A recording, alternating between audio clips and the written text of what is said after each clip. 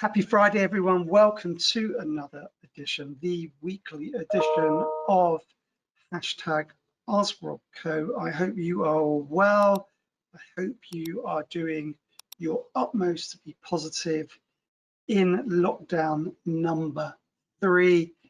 It is beautifully sunny outside today where I am, overlooking the London skyline, beautiful blue skies. Beautiful crisp winter's day. I hope everyone is taking their 10 to 15 minutes of time to go out there and do their walk and get their breathing and fresh air on this beautiful Friday. Super excited for today's guest. Very inspiring individual that has, well, done so much in life so far, achieved so much, is on a positive, forward, uplifting journey to achieve more, see change happen. That's the slogan, and super excited to hear about the journey and the story so far. So welcome, Joanne. Really excited to have you with us on this Friday afternoon. Thank you so much, Rob. I've been looking forward to this all week. It's going to be a great chat we're going to have this afternoon. And you're right, it's sunny, it's crisp, and we're alive. So let's have a great chat. I'm really looking forward to this. Absolutely. And Joanne, you've done so much in your journey so far. Business, 3 million revenue, 25 staff, the RAF. The list just goes on and on and on and on. Try in the next 10 minutes as I give you the floor to share with us and the audience some understanding of your journey so far and where you're at in this beautiful world. For sure. Let me ask you, just cast your mind back to the 1st of March 2017. There I was, laying in bed. I couldn't get out of bed. I didn't know what my name was, didn't know what I was going to do. I had no idea where my life was going to go at that point. I felt really down, really dark. The day before, I'd sold my business, a business that I'd run for 25 years with 2 co-directors, an IT company that I ran on the south coast of the UK. So I sold my business, and there I was, not knowing who I was anymore. And this started 6 months before that. 6 months before that, it became necessary for me to recognize that I was transgender. It became necessary for me to make a life choice and a decision to transition. That one decision that I made in the summer of 2016 became a pivotal moment in my life and changed not only my life, but those of my wife, my children, my parents, my brother, and all of my friends. But it became necessary, and what was holding me back was financial security, worry about acceptance, how I was going to succeed in the world. So there I was on the 1st of March, not knowing my name, because my wife wasn't ready for me to change my name, my passport. So I didn't know who I was, whether to put my old name, my new name, whether to rebrand my LinkedIn, how to go forward. And it took a deep soul search and a recognition that I am me, I am good enough, this is who I am. So I then embarked on this journey, having run this IT company for 25 years. And my initial passion was around inclusion and belonging, to promote transgender awareness and recognition for people who are gender diverse. But it soon became clear to me that that was just the tip of the iceberg. It was about all people. It's about creating a world for everyone to thrive. So I focused on inclusion and belonging. And that's why I describe myself as an inclusion and belonging specialist. Because it isn't just about diversity. It isn't about thinking about just race, just ethnicity, just gender. It's about creating environments where everybody feels welcome. Everybody feels this place is for them. And that requires a systemic change of the way we think. And many organizations still focus on diversity hiring without really thinking about their culture. So this is why I decided I was going to focus on this inclusion and belongingness. And that's why I saw the importance. But yeah, I've had, as you say, a huge set of life experiences. RAF from the school, in electronics, self-taught myself. IT and started my own business in late 1990s. And I ran that for 25 years. And I was kind of happy, but I was always lacking something. I never had passion. It was just something I did. It was a hobby that turned into a profession. But for the first time in my life, 4 years ago, I had the opportunity to reinvent myself, not just who I was, but also what I stood for and what I did for a living and a passion. So that's why I sit here today, really, having reinvented myself. I often describe it as putting my life in a blender, forgetting to put the cap on, pushing the button, and everything in my life splashed against the walls. I had to scrape it off and find out this new me. And that was a real challenge. And it's taken me, I don't know, 3.5 years to establish myself, create a brand, create a presence through social selling, through online, through networking, through collaboration, and speaking at events all over the world, all over the UK, and getting a name for myself. But that has been a process of discovery. It's been exciting, it's been fun, and I've enjoyed the challenge. And I'm never going to say I've made it. We never make it. We're just having a little sit down on our journey before we think about what we're going to do next. But yeah, I think lockdown has been pivotal in D&I space. A lot more people are focusing on well-being and belonging, which is really important.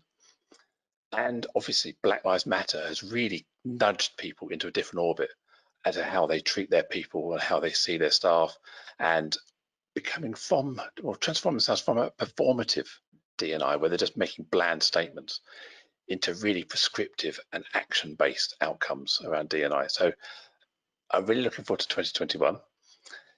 Still seeing some of the new challenges, though, around the disproportionate disadvantage women have in the workplace under COVID, the home education problems, the challenges that women are facing, and also there's still the racial inequalities. So we've still got a long way to go, but I'm very positive about trying to make this change. Everything's absolutely fascinating. I completely understand your outlook in terms of inclusivity.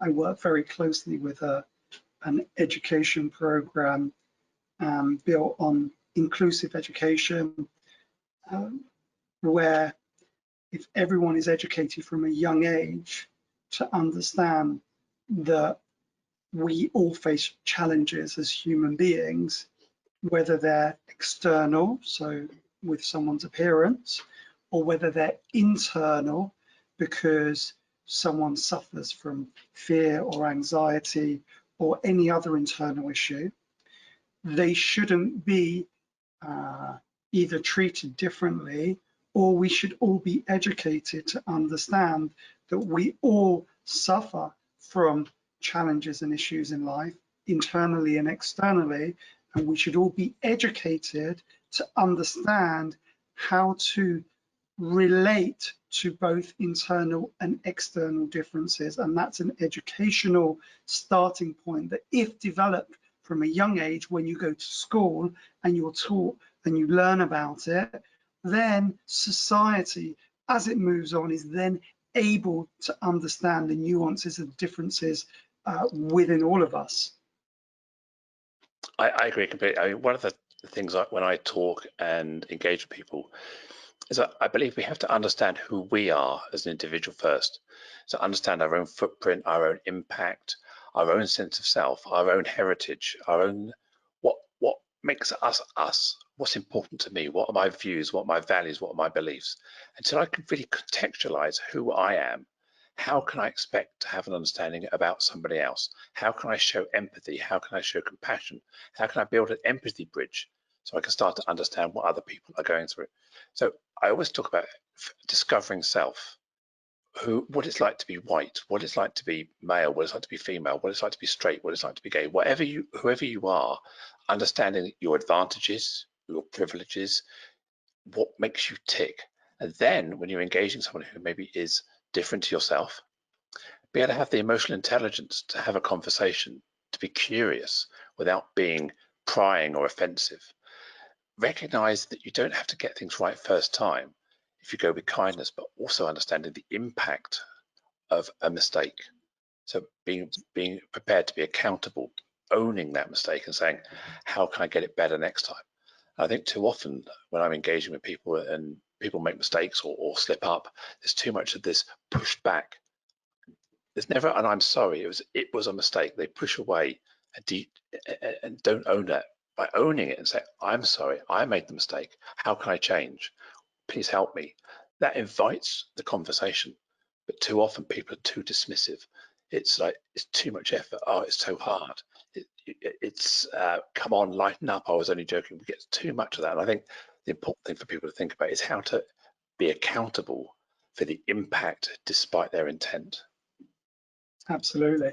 Let's go back on your journey, because we are all about motivating, educating, and inspiring, especially young or younger individuals who are on a career path. So let's look a bit at your career path. So let's understand where the IT professional career journey started. Talk us through the pre-25 years, what motivated you through the 25 years, and then the exit. So let's talk about that, just to be on a career piece here, because we get a lot of people very interested in that. Those butterfly wings flapping, you know, that random thing that occurred. So I could trace it back to when I was probably 14 or 15. At that time, this is very early microcomputer days in the 80s. So I probably late 70s. I had a Dragon 32 computer, really going back in time, collector's item. And I used to do a lot of programming. I used to load games with cartridges, and they made this screechy noise as you loading the game all that back in those days. And I used to try and play with the program. So you better break the program, go in there and make changes to the code. You can almost like cheat or hack to give yourself unlimited lives or extra money or whatever it was. So I kind of got into programming and the basic computer language at that point. But when I joined the RAF, it was all electronics, and I didn't really get a chance to explore that any further, other than I remember standing in the queue for the NAFI there, which is the sort of like concessions and newspapers and chocolates and things.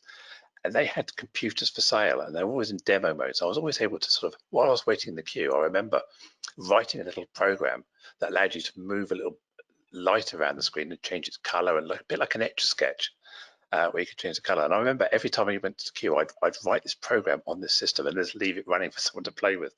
So that kind of, so I knew I had this kind of interest and fascination for computers, but it wasn't until I left the RAF, joined Plessis, which were an electronics defense contractor at the time. And I found myself more interested in the test equipment than the electronics.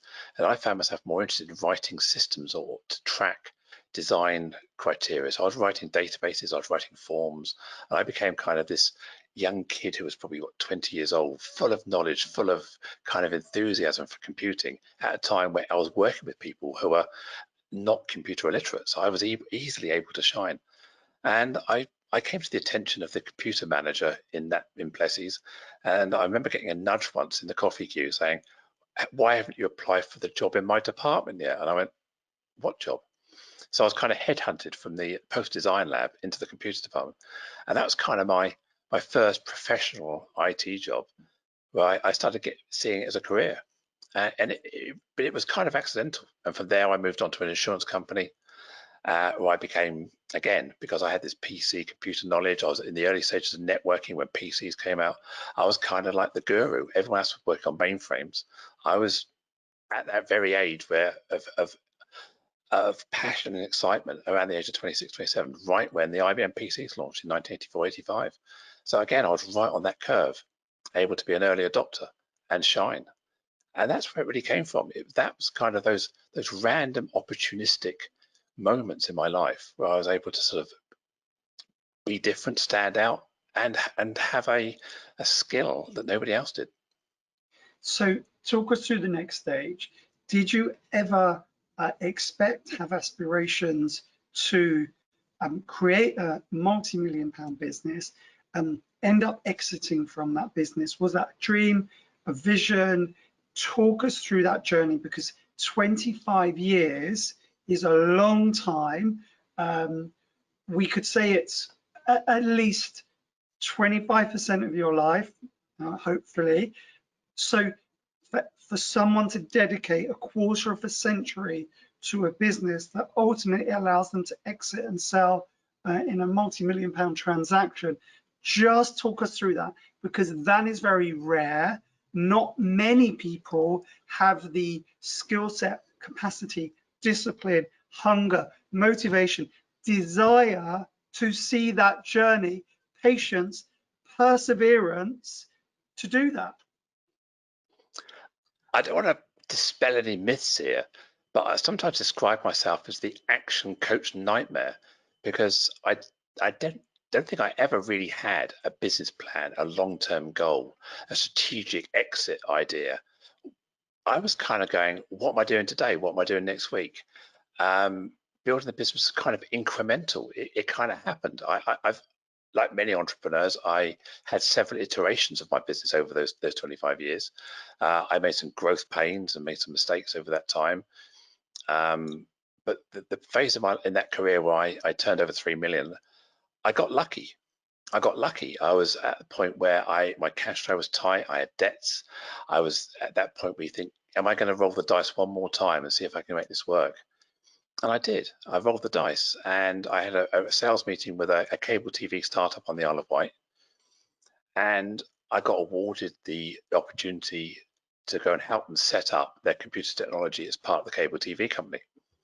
And that kept me alive. As part of being over there, I was networking with other people there. And one of the people said they were setting up a similar cable TV company in Irvine in Scotland.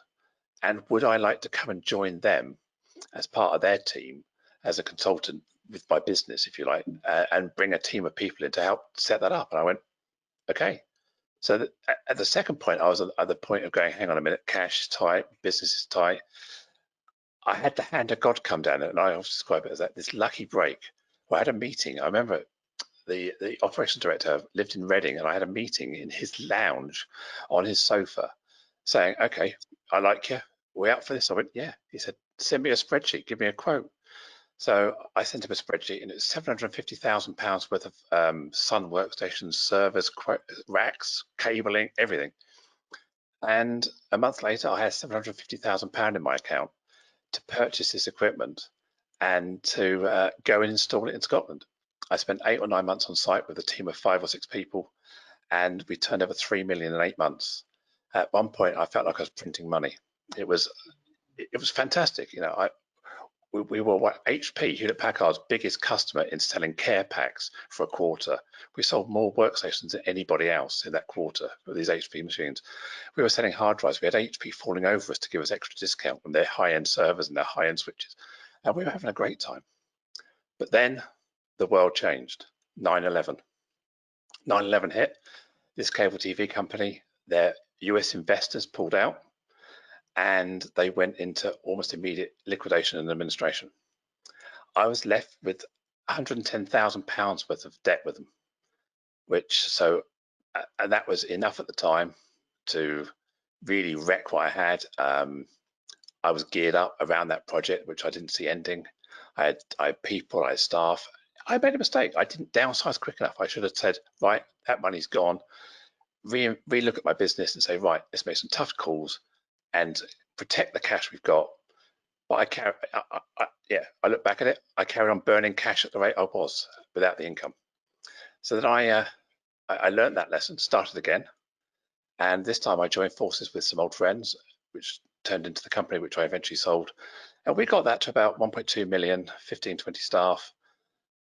And at the point where I suppose I got to the point in my life, as I mentioned, where 2016, I couldn't face transitioning with my staff, my customers, my team, my co-directors. It just became mentally too difficult. So that was one of the final changes. So having them offer to buy me out, I wouldn't say I ever got rich out of being bought out. It was like a really, really, really good 2-year payoff, but it allowed me to have that freedom of choice to start again. I knew I had 2 years to do something different, a new career, I mean, a new identity, a new gender, and a completely new career. I mean, D&I and IT, they're different. Yeah. Okay, I'd employed people, I'd hired people, I'd loved people, but I didn't focus on people, if you like. I mean, let's be really clear that the message is so powerful, and and most people will never understand in life or never get to the point. But there is absolutely no price for freedom. There is nothing that the world can give back greater than the freedom to do what you want, as you please, live out your truism, that's who you are, what you represent, your values, the way that you want to do it. There is no price for that. The thing I would share is the quicker you can get to that point in time, the longer you have to live the life the way you want to live it. Yeah, you really don't realize how much of your brain is caught up with double thinking, having two identities, two thought processes. The moment I was one person doing something that I really was passionate about, my brain freed up. I had so much more time to dedicate on my passion. Whereas before, I was always second guessing things. I was always worried about me, worried about other people, worried about, I was downhearted sometimes, I felt under pressure. So I can't work out whether my transition freed me or my change of career freed me, or by being embraced in a new and exciting opportunity freed me. But I think all those things came together as this rocket, this passion. We hear the truism that if you do what you enjoy and do what is your passion, you'll never work another day in your life. I don't work. I get up, I talk to people, I share experiences, I educate, I speak, and I come away at the end of the day feeling really exhausted, but really, really motivated and smiling, if you like. And I've never had that in my life before.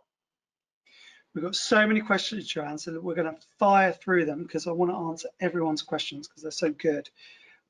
As someone who feels like they are transitioning into a new period in their life, what tips would you give to someone who has fear of the future? Yeah, you'll see a lot of this when people give this advice. And I think one thing that stuck in my head was, you imagine it's 1,000-foot drop when you step off, but the reality is it's probably half an inch or an inch, a couple of centimeters. It's not much. The fear is in your own head. The fear is your own limiting beliefs. And whilst I'm not underestimating the power of those limiting beliefs, because they do hold you back, often the fear is fear itself. And if you can let go, there will be someone there to catch you. The fall will not be that great. And I appreciate, I am privileged, and I say that with a privileged voice, that that was my experience. But often we create our own prisons. We become prisoners to our own beliefs and fears. Talk yourself up, talk yourself into believing.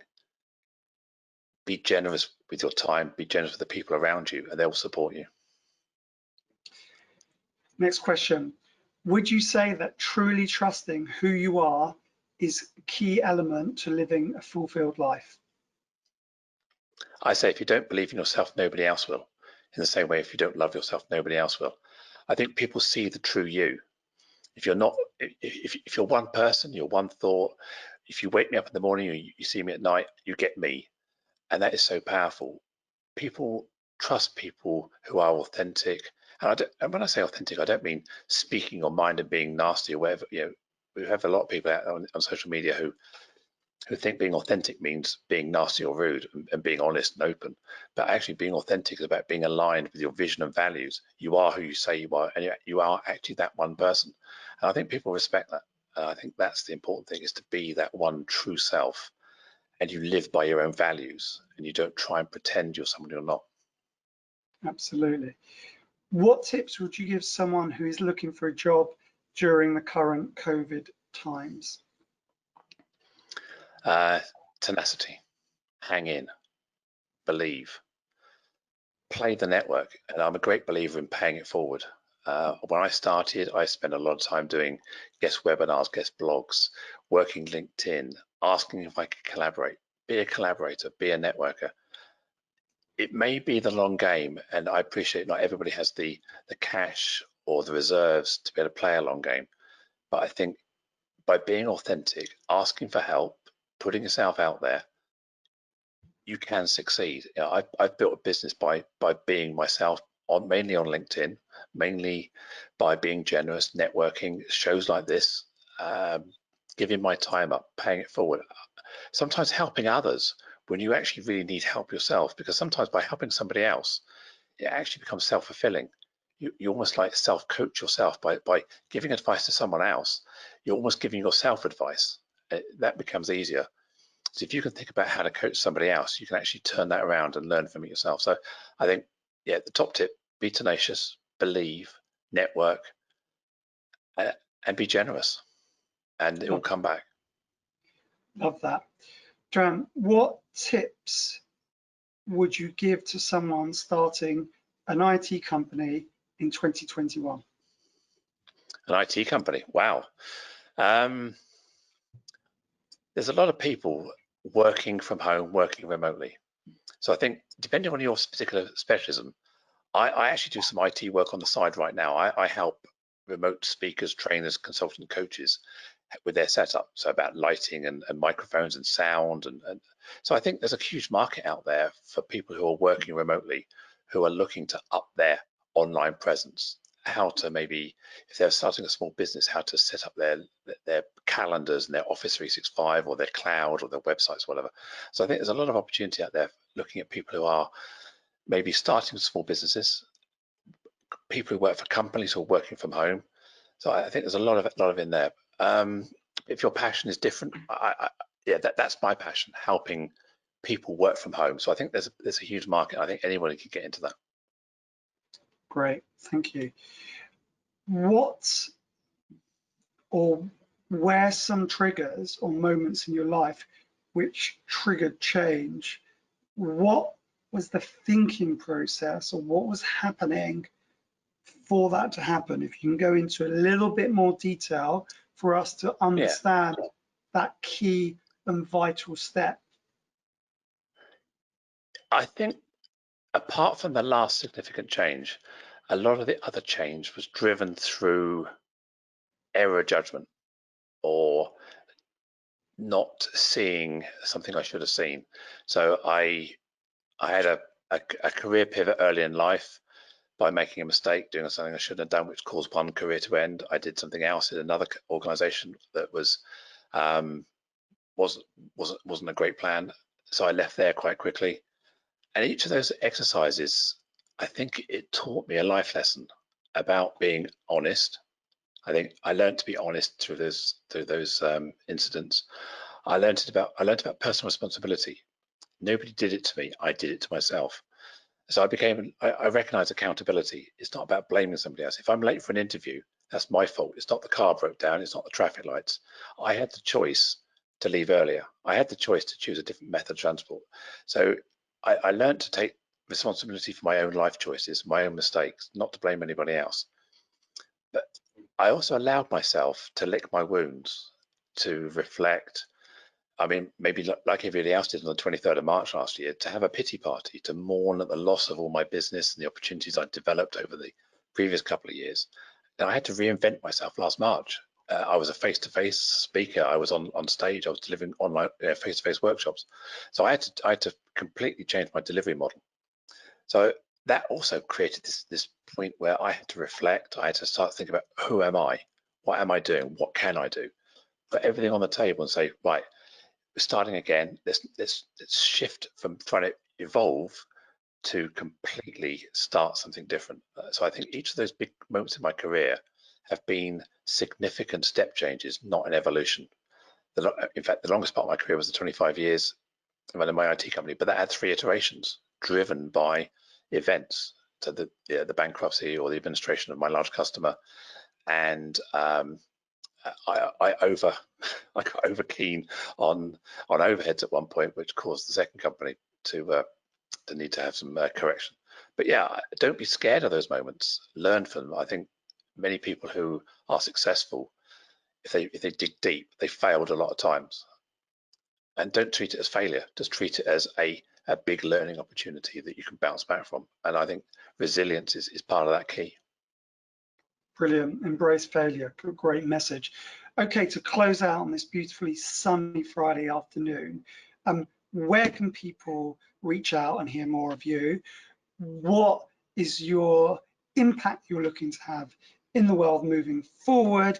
and what is your positive message for the audience to go home with or stay home with on this Friday afternoon? So my impact, what I'm looking to achieve is as I said at the beginning, I'm an inclusion and belonging specialist. I want to work with organisations throughout the UK, Europe and elsewhere to deliver training, consultancy, but also to get into the heart of the business. So my mantra is finding your why of D&I. If you've got to truly own that. So if I'm going to leave something with somebody, it's about what's your own why of D&I. Why do you want to be inclusive? Why does it matter to you? Because if you can have that conversation, you're halfway to thinking about other people, thinking about your own footprint. And of course, people can get hold of me on my website, which is seechangehappen.co.uk, or LinkedIn. Just search for me, Joe Lockwood. I think I look roughly the same as I do today on LinkedIn. I have my own podcast, Inclusion Bites, where I interview people on a weekly basis and talk about changing the world and allowing people to thrive. And I have a weekly newsletter. So if anyone would like to subscribe to those, please do. But go to my website, seechangehappen.co.uk, or find me on LinkedIn and say hi. Brilliant. Joe, you have been amazing, super inspiring story, super motivational on this Friday afternoon. Big believer in inclusiveness and inclusive education. Education is the start of everything. So massive push for that. Love to see change, positive happen. Let's make it positive change happen. All change is good, positive change even better. Thank you everyone for joining us this Friday afternoon. Thank you for watching on all platforms. Thank you for listening. Thank you for following. Thank you for sharing.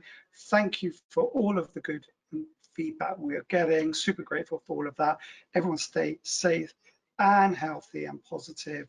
And we will see you at the same time, same place next week. #AskRobco every Friday, 1 p.m. Thank you so much, Joanne. Have a great weekend and take care. It's been a pleasure.